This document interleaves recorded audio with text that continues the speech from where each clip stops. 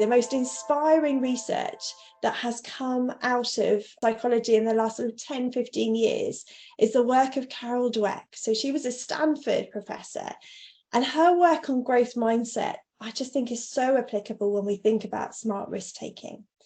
So essentially, she found that people tend to have a growth mindset or a fixed mindset around certain things. So it might be pervasive for their whole lives, a sort of personality mindset, or it might be around specific pieces. This is a basic belief that we hold about ourselves.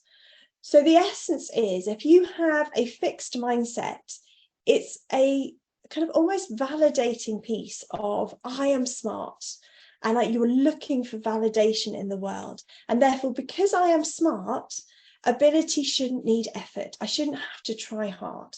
Versus a growth mindset, which is in that space that actually intelligence can be developed. And over time, when we practice and we put effort in, that effort activates ability. So the difference in these is huge, because when you're in the growth mindset, you see failure as learning. And actually the failure is, if you're not learning, that's when you're in a growth mindset. You are open to more feedback. Again, you get curious, you see that as an opportunity to improve.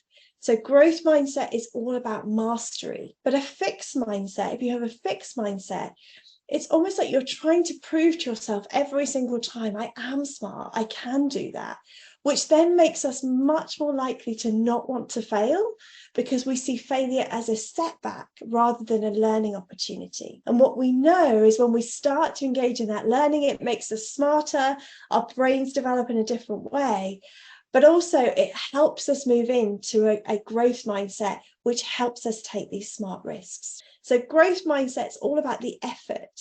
And when we have a growth mindset, we recognize that effort and difficulty and challenge will help us grow. Whereas in a fixed mindset, it's so much more static and we feel like we can't move forward.